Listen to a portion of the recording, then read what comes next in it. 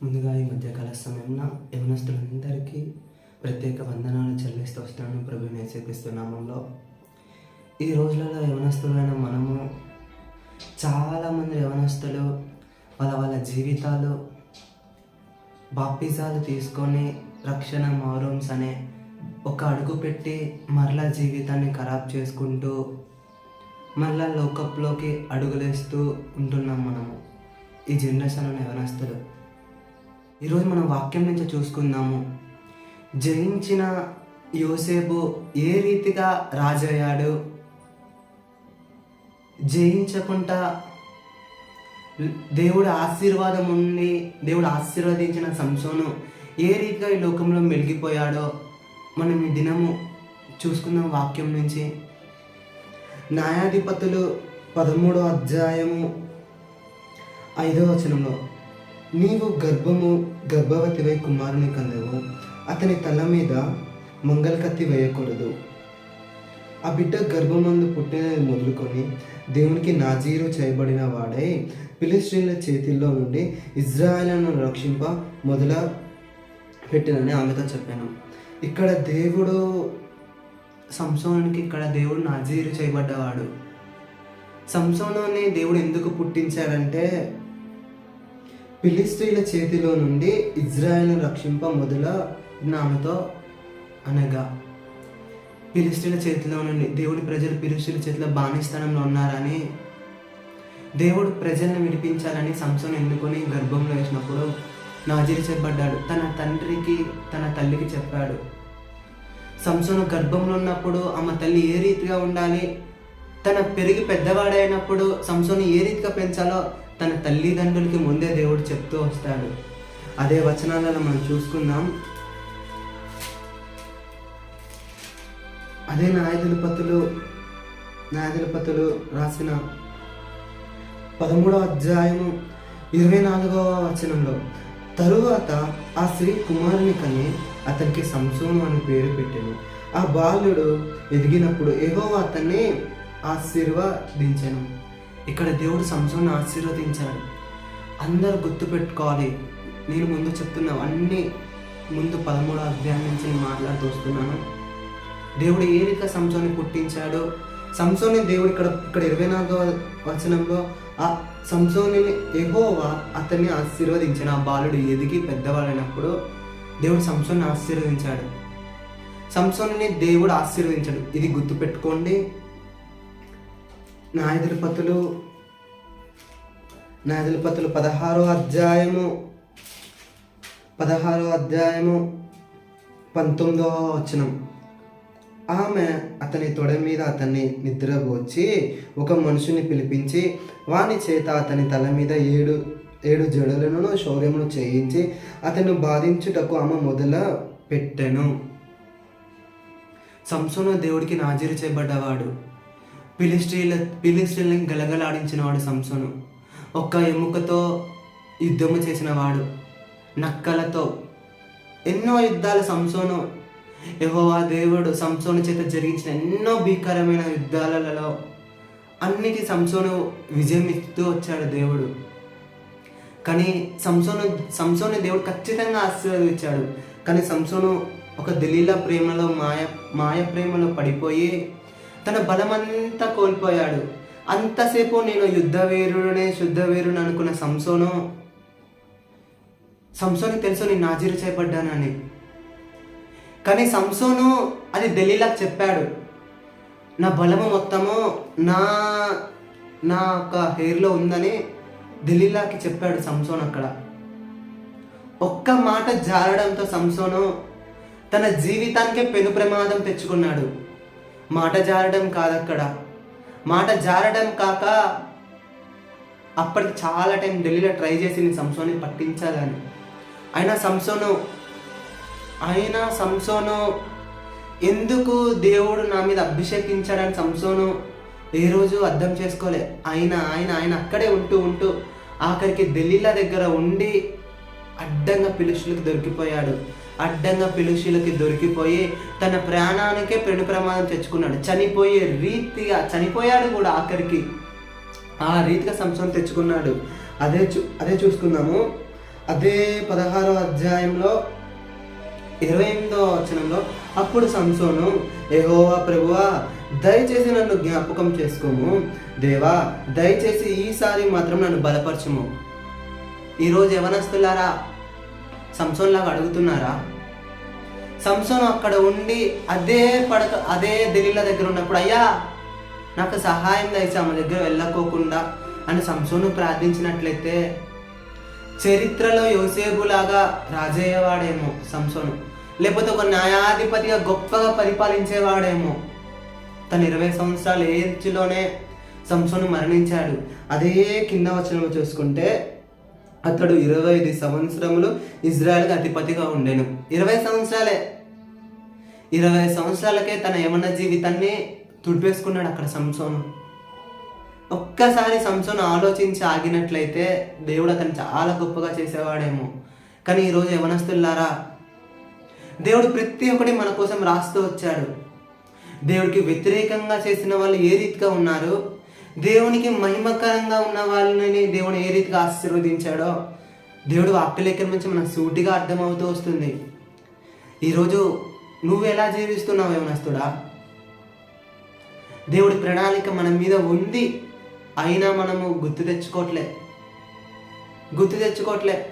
మొత్తం అయిపోయిన తర్వాతకి సంసోన్ లాగా, అయ్యా ఒక్కసారి నన్ను బలపరచని అడుగుతున్నావా? బలపరుస్తాడు, ఓకే, కానీ నీ జీవితం అక్కడ దాకా పుల్ స్టాప్ ఉంటుందేమో దేవుడు బలపరిచిన తర్వాతకి. అదే యోసేపు జీవితంలో చూసుకుందాము. ఆదికాండం 41వ అధ్యాయము 39వ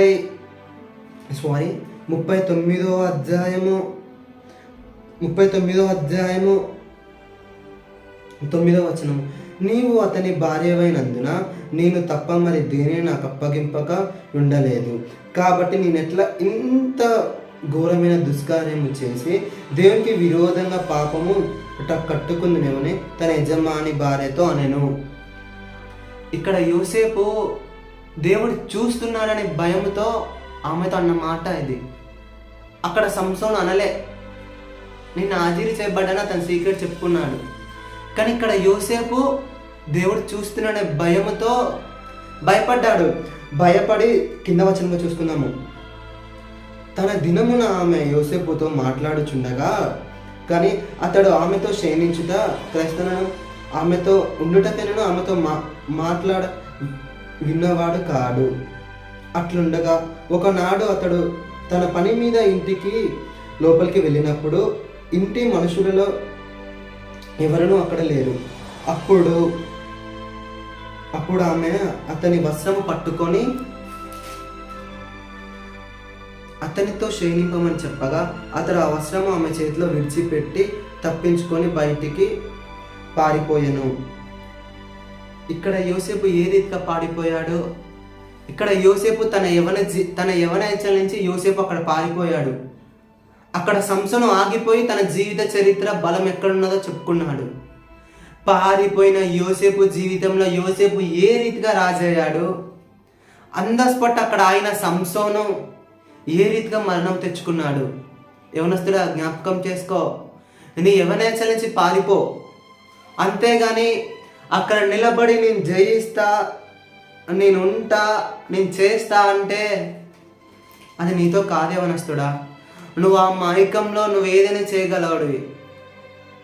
నీ హృదయంతో నువ్వు ఆ టైంలో ఆ 10 నిమిషాల ఆనందం కోసం నువ్వు ఏదైనా చేస్తావు. కానీ దేవాది దేవుడి సన్నిధిలో దేవుడు చూస్తున్నాడని ఆ 10 నిమిషాలు నువ్వు ఓపిక పట్టుకొని ఉంటే నీ జీవితంలో తరతరాలు నిన్ను ఆశీర్వదించే దేవుడు ఉన్నాడు నీతో. అదే యోసేపు రాసిన 41వ అధ్యాయం. యోసేపు బయలుదేరి ఐగుప్తి దేశం అంతటా సంచరించెను. యోసేపు ఐగుప్తి రాజైన ఫరో ఎదుట నిలిచినప్పుడు 35 సంవత్సరములు గలవాడే ఉండెను. 30 సంవత్సరాలకి యోసేపు రాజయ్యాడు. యోసేపు ఎన్ని శ్రమలు ఎదుర్కొన్నాడు తన అనుభవంలో కానీ, తన అన్నలు తను తృణీకరించినప్పుడు కానీ, తన దర్శనము, యోసేపు దర్శనం మర్చిపోలేదు. అక్కడ సంసోను దర్శనం మర్చిపోయాడు. యోసేపు దర్శనము గుర్తుంచుకొని దేవుడు నన్ను రాజు చేసి ప్రతి దర్శనము యోసేపు జీవితంలో నెరవేరింది. తన బాల్య దినములలో యోసేపు చూసిన దర్శనాలు, తన టీనేజ్లో తన రాజైన తర్వాత ప్రతి ఒక్క దర్శనం నెరవేరిందా నెరవేరలేదా? నెరవేరింది. దర్శనం గుర్తుంది కాబట్టి, దానికోసం పోరాడాడు కాబట్టి నిలబడాడు యోసేపు. కానీ అక్కడ సంసోను దేవుడికి నాజీరు చేయబడ్డాడని గుర్తు లేక ప్రేమ అనే మైకంలో పడి తన జీవితానికి పెను ప్రమాదం తెచ్చుకున్నాడు. యవనస్తులారా, పారిపోను యవనేచ్చల నుంచి. నేను చెప్తున్నా ఈ వాక్యం నుంచి. వీళ్ళిద్దరి మధ్య సాంగత్యం ఏంటంటే, వీళ్ళిద్దరి మధ్య డిఫరెన్స్ ఏంటంటే, యోసేపు పారిపోయాడు, సంసోను పారిపోలేదు. యోసేపు దేవుడు చూస్తున్నాడనే భయం ఉంది, సంసోనికి దేవుడు చూస్తున్నాడనే భయం లేక ఢిల్లీలకి మొత్తం చెప్పేసుకొని తన ప్రాణానికి ప్రమాదం తెచ్చుకొని లాస్ట్కి అయ్యా ఈ ఒక్కసారి బలపరచని దేవుణ్ణి అడిగాడు అక్కడ. కానీ దేవుణ్ణి అడిగాడు. సంసోను లాస్ట్కి మిలిగిపోయాడు. తన 20 yearsకే సంసోను లైఫ్ ఫుల్ స్టాప్ పెట్టాడు. కానీ యోసేపు గారు చూస్తే, అప్పుడు యోసేపు, అదే 41 అధ్యాయం 51 వచనంలో, అప్పుడు యోసేపు దేవుడు తన సమస్తము బాధను తన తండ్రి ఇంటి వారందరినీ నేను మరచిపోనట్లు చేసేదను చెప్పిన తన జ్యేష్ఠ కుమారునికి మనష్షే అని పేరు పెట్టెను. దేవుడు తన తండ్రి ఇంట పొందిన శ్రమలు కానీ అన్నిటికీ యోసేపుకు విడుదలిచ్చాడు. యోసేపు చాలా శ్రమలు అనుభవించాడు. వాక్యలిఖనం చూసుకున్నట్లయితే తన అన్నల చేత తుణీకరింపబడ్డాడు, చనిపోయాడని తన తండ్రికి తన అన్నలు చెప్పారు. ఆఖరికి అక్కడ ఫరో ఇంటి రాజ్యంలో ఎంతో శ్రమలు, బానిస్థానంలో బతికాడు. తప్పు చేయని దానికి, నేరం చేయడానికి చేసిన అని ఆ రాణి చెప్పినప్పుడు యోసేపు మౌనంగా ఉన్నాడు. దేవుని ప్లాన్ పక్కా. ఆశీర్వాదం ఉత్తిగే రాదండి ఎవ్వరికైనా. యోసేపు ఎన్ని శ్రమలు పడ్డాడు. శ్రమలు పడిన తర్వాత తన విజయ రహస్యము గొప్పవాడే. ఫరో ఇంట్లో తన గొప్పవాడే రాజ్యాన్ని ఏలాడు. నేను ఒక్కటే చెప్తున్నా, మరొక్క మాట చెప్తూ వస్తున్నాను, ఇంకా చెప్తూ వస్తున్నాను. నీ యవనస్తుల నుంచి పారిపో. నువ్వు నిలబడి చేస్తా అంటే కుదరదు యవనస్తుడా. ఇంతవరకు యవనస్తులు చాలా మంది నేను లోకంలో ఉండి అక్కడే నిలబడి నేను ఉంటా, నేను చేస్తా, ఆమె ఉండి నేనెందుకు ఎదగలేను అని అంటారు. ఆమె ఆ జీవితంలో, మన జీవితంలో పాపం ఉన్నన్ని రోజులు మనం ఎదగలేము. మనం అక్కడి నుంచి విడిచిపెట్టాలి, పారిపోవాలి. పారిపో, వాక్యం చెప్తుంది. శరీరాశ, నేత్రాశ, జీవ డబ్బ నుంచి పారిపో. నిలబడమాకేమనస్తుడా. నువ్వు జయించాలంటే పారిపోవడమే నీ లక్ష్యము. నిలబడి పోరా. కొన్ని సమయాలలో ప్రార్థనలో కూడా మనం అక్కడ నిలబడి పోరాడాల్సి వస్తుంది, కొన్ని విషయాలలో పారిపోవాల్సి వస్తుంది. నీ శరీర విషయంలో అయితే పారిపోవడమే. కొన్ని నిలబడి ప్రార్థించు. కొన్ని పరిస్థితులలో యోసేపు ఏ రీతిగా పారిపోయాడో ఆ రీతిగా వెళ్ళిపో.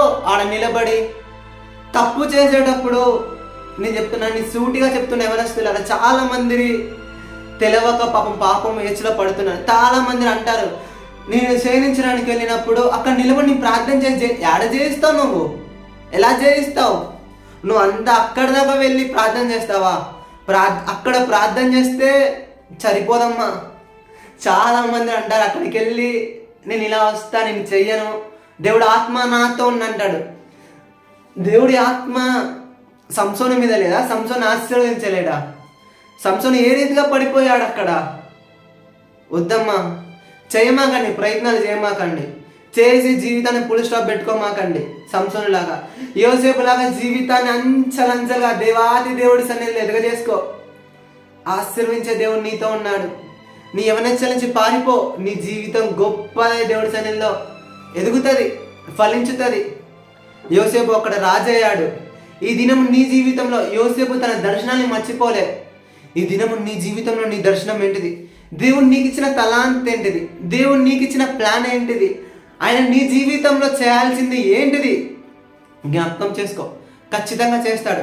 యోసేపు జీవితంలో తనకిచ్చిన ప్రతి దర్శనం నెరవేర్చిన దేవుడు ఈ దినం నీ జీవితం చేసిన ప్రతి వాగ్దానం నెరవేర్చడానికి నా దేవుడు సిద్ధంగా ఉన్నాడు. కానీ నువ్వు పోరాడు, ఈ లోకంతో పోరాడు. ఈ లోకంలో ఉన్న అధికారులు కాదు, వాయువున్న అధికారులతో మనం పోరాడాలి. అపవాది శక్తులతో పోరాడాలి. పోరాడు. విజయము నీదే యవనస్తుడా. ఆలస్యం చేయమాకు. ప్రార్థన చెయ్యి. అన్ని విషయాలు సహాయం చేసే దేవాతి దేవుడు ఉన్నాడు. నేను లాస్ట్గా చెప్తున్నాను, మన దేవుడు పరిశుద్ధుడై ఉన్నాడు. మన దేవుడు పరిశుద్ధుడై ఉన్నాడు కనుక మనం పరిశుద్ధంగా ఉండాలి. అంతే. ఆజ్ఞ అంటే ఆజ్ఞ ఫాలో. మన దేవుడు పరిశుద్ధుడు, మనం పరిశుద్ధంగా జీవించాలి. అంతేకాదు నేను చిల్లర చేస్తా అంటే నడదు. నేను ఇంతే ఉంటాను, ఇంతే చేస్తానంటే క్రిస్టియానిటీకి రిజైన్ లెటర్ రాసి వెళ్ళిపో. దేవుడు సౌలు పోతే దావీదుని ఎంచుకున్నాడు. దేవుడికి ఇంకోళ్ళు ఉన్నారు, చాయిస్ లేని ఈరోజు నువ్వే. మంచి సేవకుడు చెప్పాడు ఈ మాట. దేవుడికి మనం కాకపోతే బొచ్చడి మంది ఉన్నారు, మనకే ఎవరు లేరు. సౌలు పోతే దావీదు ఉన్నాడు దేవుడికి. ఇది నువ్వు కాకపోతే ఇంకోళ్ళు దేవుడికి. నీకున్న టైంని వేస్ట్ చేయమాకు. దేవుడి కోసం వాడబడు. వాడక ముందే దేవుడి కోసం వాడబడు. దేవుడు నీ జీవితాన్ని ఆశీర్వదిస్తాడు ఖచ్చితంగా. నీ యవ్వన జీవితంలో 30 సంవత్సరాలకే రాజయ్యాడు అక్కడ యోసేపు. 20 సంవత్సరాలకే సంసోను జీవితాన్ని ఫుల్ స్టాప్ పెట్టుకున్నాడు. ఈ దినం నీ జీవితాన్ని ఆశీర్వదించుకో. దేవుడు ఆశీర్వదిస్తాడు, కానీ నీ యవ్వన జీవితాన్ని పరిశుద్ధంగా కాపాడుకో. నేను మరలా చెప్తున్నాను, ఆయన వరుడే రాబోతున్నాడు. నువ్వు వధువుగా ఎత్తబట్టకు సిద్ధంగా ఉండు. దీనికోసమే నీ ప్లాన్ ఉండాలి. ఈ రోజులలో ఆయన వరుడే రాబోతున్నాడు, నేను వధువుగా ఎత్తబడాలి, అంతే. ప్రతి క్రైస్తవుడికి నేను చెప్తూ వస్తున్నాను, ఆయన వరుడే రాబోతున్నాడు, నువ్వు వధువుగా ఎత్తబడు. భూమి మీద ఇచ్చి పెడితే నీ స్థితి ఘోరం. ప్రార్థన చేయి, నిలబడు, పరిశుద్ధాత్మ సహాయం అడుగు. పరిశుద్ధాత్మ దేవుని దుఃఖపరచమాకండి. ఏమనొస్తున్నారా? పరిశుద్ధాత్మ దేవుని ఆర్పమాకండి. పరమదేవుని ఏదైనా క్షమాపణ ఉంది, కానీ పరిశుద్ధాత్మ దేవుని ఏదంటే క్షమాపణ లేదు. పరిశుద్ధాత్మ దేవాతి దేవుని ఏమనమాకండి. ఆ దేవాతి దేవుని పరిశుద్ధాత్మ దేవుని ఆర్పమాకండి, దుఃఖపరచమాకండి పరిశుద్ధాత్మ దేవుని. ఒక్కసారి పరిశుద్ధాత్మ దేవుడు మీలోంచి వెళ్ళిపోతే, సంసోను జీవితంలో సంసోను ఏ రీతిగా మరణమయ్యాడో చూశారు. యోసేపుల్లో ఉన్న దేవుని ఆత్మ ఏ రీతిగా యోసేపును రాజుగా చేసిందో చూశారు. పరిశుద్ధాత్మ దేవుడు మనతో ఉంటే విజయము మందే, ఓటమైన విజయము మందే. అది గుర్తుపెట్టుకోండి. పరిశుద్ధాత్మ సహాయం అడగండి. వను మీ యవ్వన జీవితాల్లో కానీ, మీ ఆత్మీయ జీవితాల్లో కానీ, మీ స్పిరిచువల్ లైఫ్లో కానీ పరిశుద్ధాత్మ సహాయం అడగండి. వనునైన సహాయం అడగండి. మీ యవ్వనేచ్ఛల నుంచి పారిపోండి, యవ్వనేచ్ఛల్ని జయించండి. విజయం మీదే. అటు కృప నీకు నాకు కలుగును గాక. ఈ చిన్ని వాక్యం దేవుడు దీవించి ఆశీర్వదించును గాక. ఆమేన్, ఆమేన్ లార్డ్.